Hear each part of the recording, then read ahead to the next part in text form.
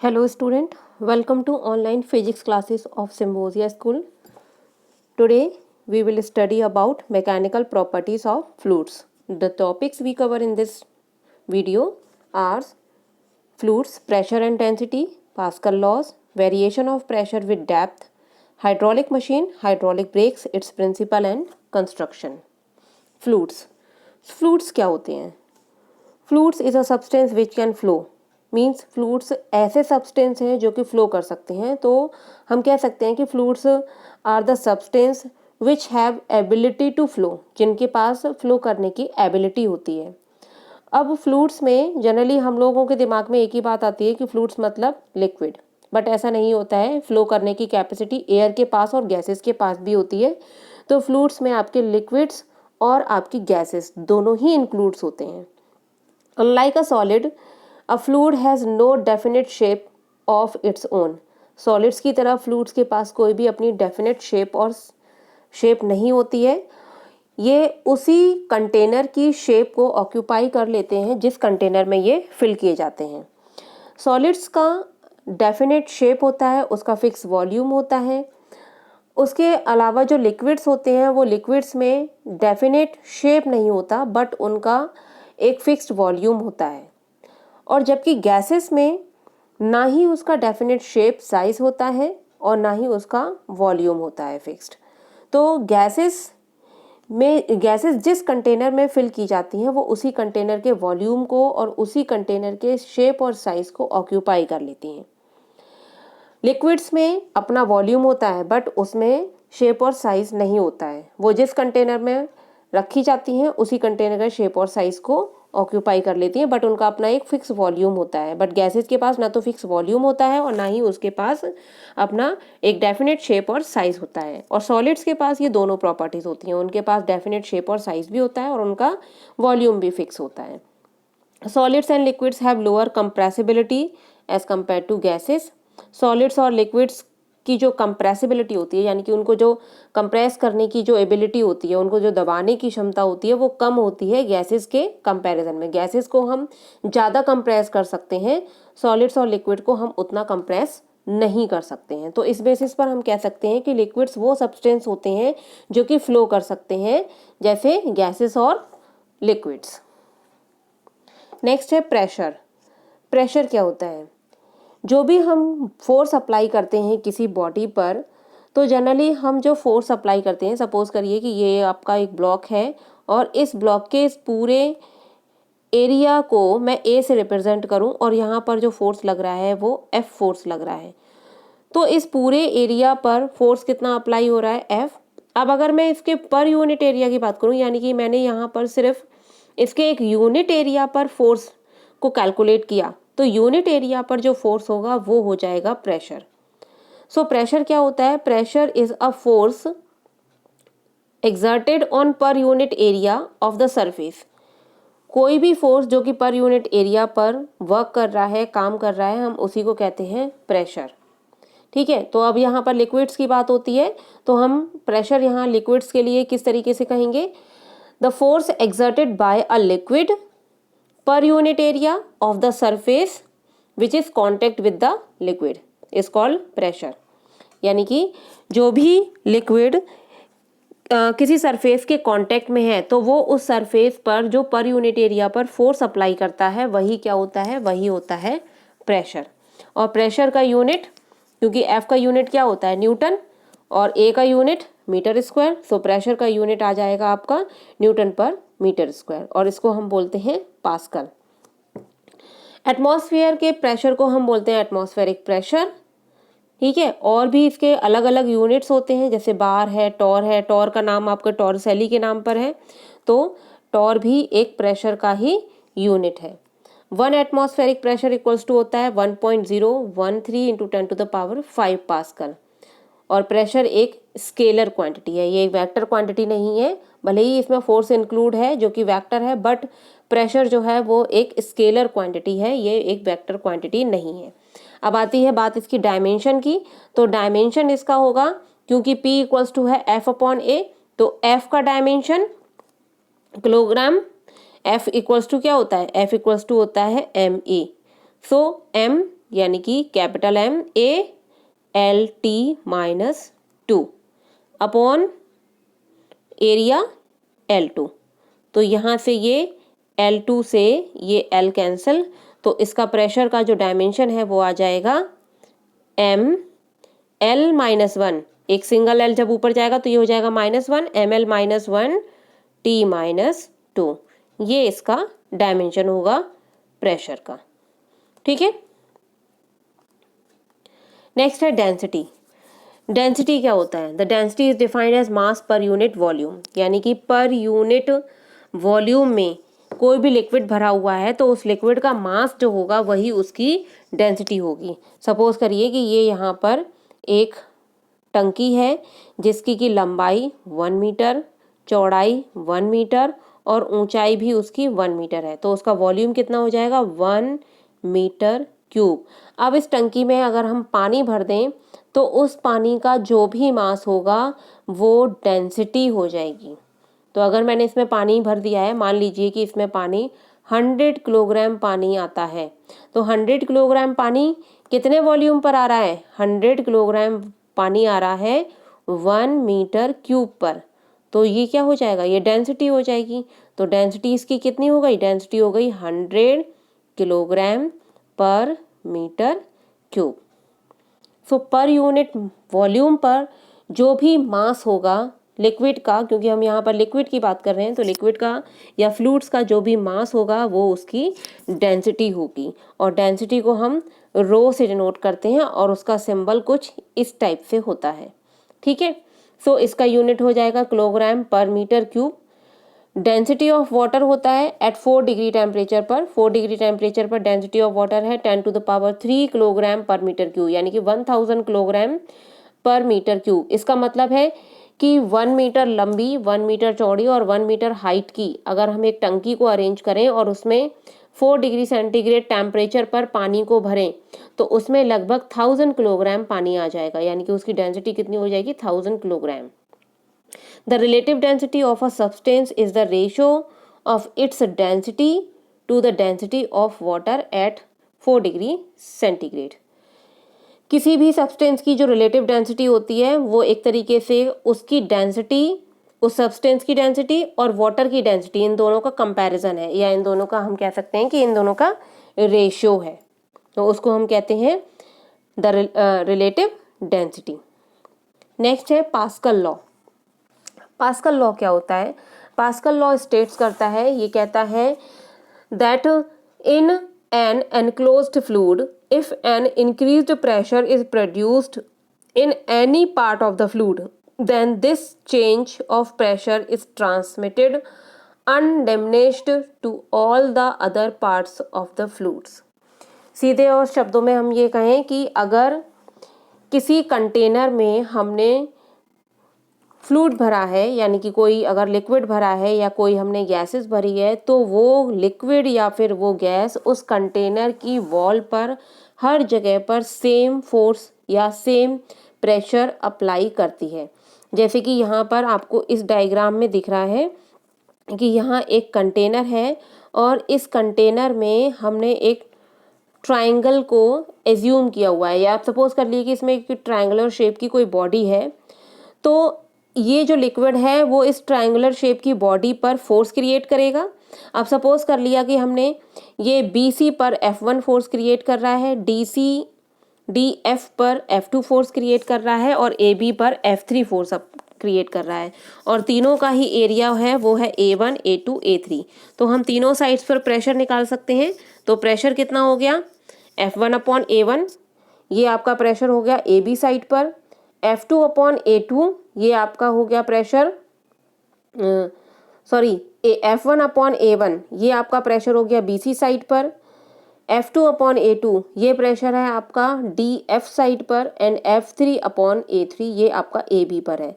तो force upon area means pressure. So यहाँ पर प्रेशर तीनों साइड्स पर सेम प्रेशर लगाएगी, यानी कि जो फ्लूइड भरा हुआ है वो तीनों साइड पर सेम प्रेशर लगाएगा। तो इसका मतलब है कि कोई भी कंटेनर में जब कोई फ्लूइड भरा होता है तो वो फ्लूइड हर जगह पर सेम प्रेशर अप्लाई करता है। जबकि उसकी हाइट क्या होनी चाहिए, सेम हाइट होनी चाहिए, यानी कि जो यहाँ पर फ्लूइड की जो ये हाइट है वो हाइट सेम होनी चाहिए।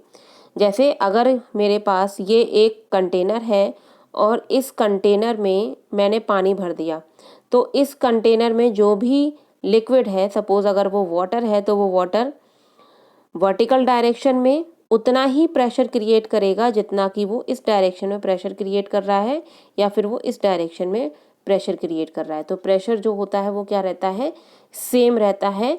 यही हमारा पास्कल लॉ कहता है। Variation of pressure with depth.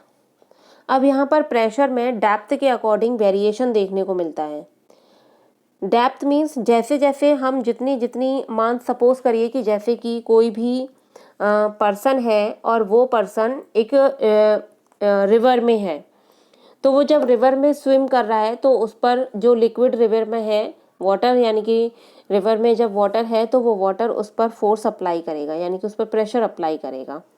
अब अगर वो पर्सन उस रिवर में थोड़ा सा और ज़्यादा गहराई में जाता है तो उस पर, क्योंकि उसके ऊपर जो वाटर लेवल है वो इंक्रीज़ हो जाएगा, तो जब वो और ज़्यादा गहराई में जाएगा तो उस पर प्रेशर जो है वो प्रेशर इंक्रीज़ हो जाएगा, यानी कि डेप्थ के साथ प्रेशर क्या हो रहा है, इंक्रीज़ हो रहा है। देन अगर वो उस रिवर से निकलकर किसी और गहरी लेक में जाता है तो उसके ऊपर वाटर कूलम और ज़्यादा इंक्रीज़ हो जाएगा और फिर वो और ज़्यादा प्रेशर को फील करेगा। तो हाइट के अकॉर्डिंग जो होता है वो प्रेशर में वेरिएशन देखने को मिलता है। तो सपोज यहाँ एक डायग्राम दे रखा है। उस डायग्राम में देखिए एक कंटेनर है और इस कंटेनर के अंदर एक हमने सिलेंड्रल इमेजिन किया है, एक लिक्विड से बना हुआ सिलेंडर इमेजिन किया है। अब सपोज किया कि उसके अपर सरफेस, जिस पर मैंने कहा है कि वहाँ पर जो अपर सरफेस है वहाँ पर प्रेशर 0.1 पर कितना है, P1, और प्रेशर 0.2 पर जो लोअर सरफेस है उस पर प्रेशर कितना है, P2। जो मास है फ्लूइड इनसाइड द सिलेंडर, यानी कि सिलेंडर के अंदर वाटर जो फिल हो रहा है उसका मास है m। एरिया है इस सिलेंडर का A, जो इसके बेस का एरिया है वो है A। Height of the cylinder है h। तो यहाँ पर वर्टिकली दो फोर्स अप्लाई हो रहे हैं, एक फोर्स 0.1 पर और सेकेंड फोर्स जो अप्लाई हो रहा है वो हो रहा है 0.2 पर। तो अगर यहाँ पर जो फोर्स अप्लाई हो रहा है उस फोर्स के अकॉर्डिंग यहाँ पर प्रेशर है P1 और यहाँ पर प्रेशर है P2। तो अब चूंकि ये दोनों बैलेंस्ड हैं तो हम कह सकते हैं P2 minus P1 equals to this force. mg क्या है, वेट है, और m क्या है वहाँ पर, m जो इस सिलेंडर के अंदर जो लिक्विड है उसका मास, और g ग्रेविटी है। तो जब ये इक्विलिब्रियम स्टेट में है then P2 minus P1 equals to हो जाएगा mg अपॉन a। mg आपका फोर्स रिप्रेजेंट कर रहा है और a क्या है, इसके बेस का एरिया है। सो m को हम लिख सकते हैं वॉल्यूम और डेंसिटी के टर्म्स में। वॉल्यूम कितना हो जाएगा इस सिलेंडर का, हाइट है h और एरिया है a, तो ये इसका वॉल्यूम हो गया, और डेंसिटी कितनी है, रो। तो हम m की जगह पर ये लिख सकते हैं HA रो या फिर रो HA। तो वही मैंने यहाँ पर m को रिप्रेजेंट किया है rho HA। So P2 minus P1 equals to, m की जगह पर हम लिख सकते हैं रो HA अपॉन, और ये g भी आएगा यहाँ पर, और अपॉन a। अब ये a से a कैंसिल हो जाएगा, then P2 minus P1 equals to हो जाएगा रो GH। सो यहाँ पर इन दोनों प्रेशर का जो डिफरेंस है वो इक्वल्स टू हो जाएगा product of the density, gravity and height of the cylinder.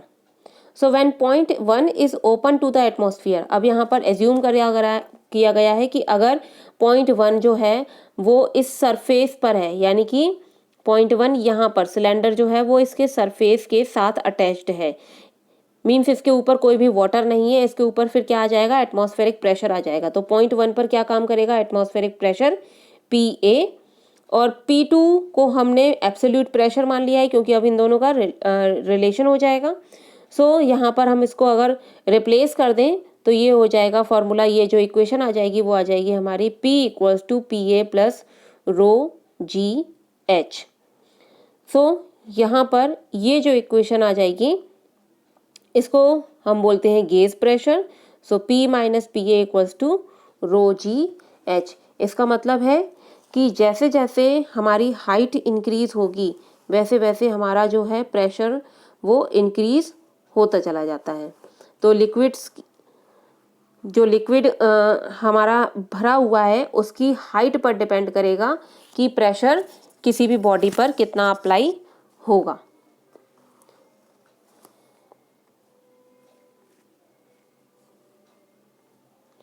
So next है इसमें पास्कल लॉ की एप्लीकेशंस हैं कुछ। सो पास्कल लॉ में यहाँ पर दो एप्लीकेशंस हैं, hydraulic lift and hydraulic breaks.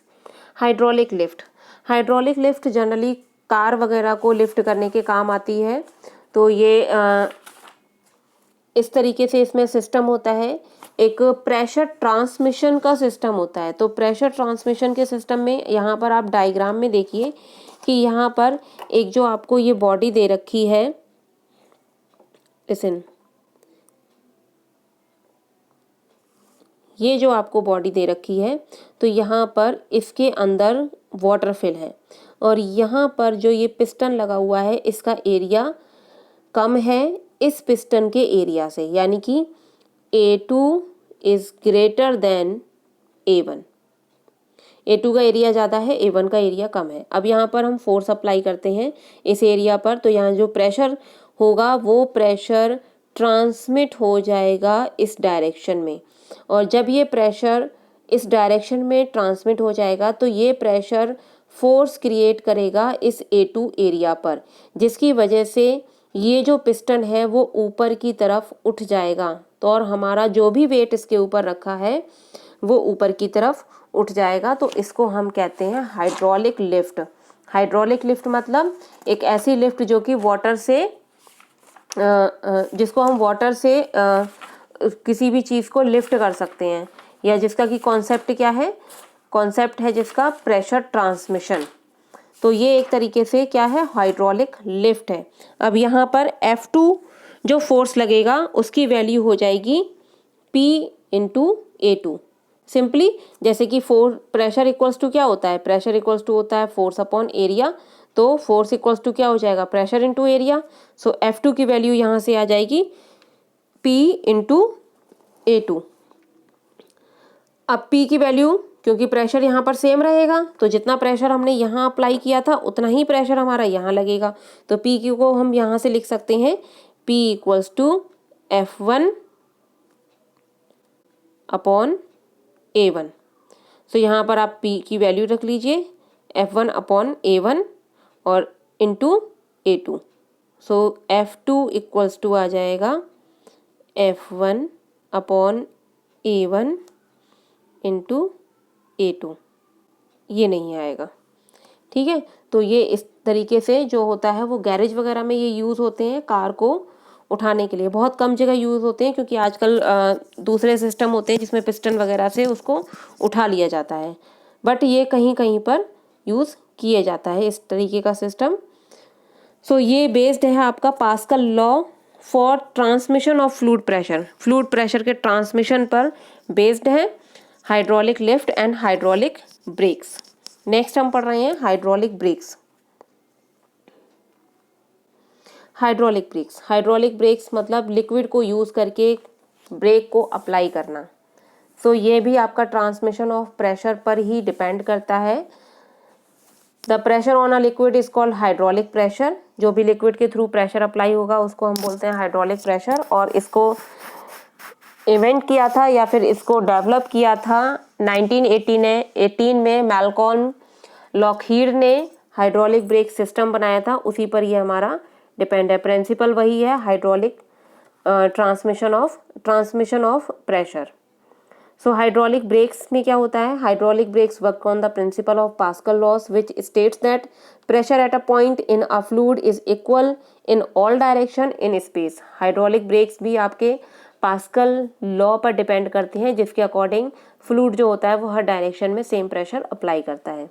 So according to this law, when pressure is applied on a fluid, it travels equally in all direction so that uniform braking action is applied on all four wheels. अब ये system क्या होता है, इस system को देख लेते हैं. यहाँ पर एक डायग्राम दे रखा है. अब इस डायग्राम में देखेंगे, ये जो डायग्राम है, इस डायग्राम में यहाँ पर ये आपका लगा हुआ है एक पैडल, जिसके थ्रू हम गाड़ी में ब्रेक अप्लाई करते हैं. और इस पैडल पर यहाँ पर ये जो पुली लगी हुई है या फिर ये सर्कुलर जो रिंग लगी होती है, ये होती है मूवेबल. और इस सर्कुलर रिंग का अटैचमेंट होता है इस पिस्टन से, जो पिस्टन इंसर्ट है मास्टर सिलेंडर में. ठीक है, तो ये पिस्टन आगे पीछे मूव कर सकता है. तो पिस्टन को जब हम इस तरफ मूव करेंगे तो इसमें भरा हुआ जो लिक्विड होता है, इसमें एक स्पेशल टाइप का फ्लूइड भरा होता है, तो वो लिक्विड क्या हो जाएगा, कंप्रेस हो जाएगा और उस लिक्विड पर प्रेशर अप्लाई हो जाएगा. और इसको जब बाहर की तरफ मूव करेंगे तो फिर वो लिक्विड थोड़ी सी और जगह में फैल जाएगा, यानी कि उस पर से प्रेशर उस पर से हट जाएगा. तो जब हम इसको आगे की तरफ मूव करते हैं तो इस पर क्या होता है, प्रेशर अप्लाई हो जाता है. अब इसका कनेक्शन यहाँ पर सिर्फ एक व्हील दिखाया गया है, बट ये चारों व्हील्स में इस तरीके का कनेक्शन होता है. तो ये जो प्रेशर है वो प्रेशर यहाँ तक ट्रेवल करके यहाँ आ जाता है नीचे की तरफ. नीचे की तरफ आपका एक और सिलेंडर होता है जिसके साथ दो पिस्टन अटैच्ड होते हैं, B1 एंड B2. तो जब ये प्रेशर यहाँ पर आ जाता है तो वो प्रेशर इस B1 और B2 पर प्रेशर लगाता है. देन ये B1 और B2 अंदर की तरफ ये लगे होते हैं ब्रेक शू, और ये ब्रेक शू पर प्रेशर अप्लाई करते हैं, जिसकी वजह से ब्रेक शू बाहर की जो रिम होती है व्हील की, उससे जाकर पूरी तरीके से अटैच्ड हो जाते हैं. जब ये ब्रेक शू उस रिम से पूरी तरीके से अटैच्ड हो जाते हैं और यहाँ पर जो इन ब्रेक शू के साथ ये जो स्प्रिंग लगी हुई है वो स्प्रिंग भी स्ट्रेच्ड हो जाती है. तो जब इस रिम से ये ब्रेक शू पूरी तरीके से अटैच्ड हो जाता है तो फिर वो रिम के रोटेशन को रोक देता है. फिर वो रिम यानी कि व्हील घूमना बंद हो जाता है और गाड़ी पर ब्रेक अप्लाई हो जाते हैं. इसको मैं एक बार फिर से समझा रही हूँ. पैडल पर हमने ब्रेक लगाया, ये ब्रेक लगाना यानी कि पैडल को दबाना यानी कि हमने उस पर उसके कुछ एरिया पर फोर्स अप्लाई किया कुछ एरिया पर, दैट मीन्स प्रेशर अप्लाई हो गया. वो प्रेशर फ्लो होके यहाँ पर आया और यहाँ से ये पिस्टन अंदर की तरफ मूव होगा. जब ये पिस्टन इस मास्टर सिलेंडर में अंदर की तरफ मूव होगा तो वो प्रेशर लगाएगा इस फ्लूइड पे. जब वो प्रेशर इस फ्लूइड पर लगाएगा तो ये फ्लूइड अंदर की तरफ फ्लो करेगा और फ्लो करने के बाद वो यहाँ एंटर होगा.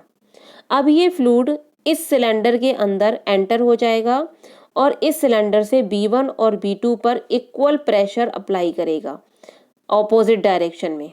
B1 पर इस डायरेक्शन में और B2 पर इस डायरेक्शन में, दोनों पर ही equal and opposite pressure apply करेगा. अब ये B1 और B2 जो ये ब्रेक शूज लगे हुए हैं उन ब्रेक शूज में प्रेशर अप्लाई कर देंगे. और जब इन ब्रेक शूज पर प्रेशर अप्लाई हो जाएगा तो ये ब्रेक शूज बाहर की तरफ मूव करेंगे. दोनों ब्रेक शूज बाहर की तरफ मूव करेंगे और बाहर की तरफ मूव करने पर ये दोनों ब्रेक शूज जो व्हील की रिम है उससे अटैच्ड हो जाएंगे, उसके साथ जाकर चिपक जाएंगे. और जब ये अटैच्ड हो जाएंगे यानी कि जब ये उस पर प्रेशर अप्लाई कर देंगे तो वो रिम घूमना बंद कर देगी, यानी कि व्हील का रोटेशन बंद हो जाएगा. और ये चीज़ जो है वो एक साथ चारों व्हील्स में होती है. तो चारों व्हील्स में इक्वल प्रेशर अप्लाई होता है या फिर इक्वल ब्रेक्स अप्लाई हो जाते हैं और गाड़ी जो है वो रुक जाती है. तो इस तरीके से एक लिक्विड को यूज़ करके हम हाइड्रोलिक ब्रेक्स को क्रिएट कर सकते हैं.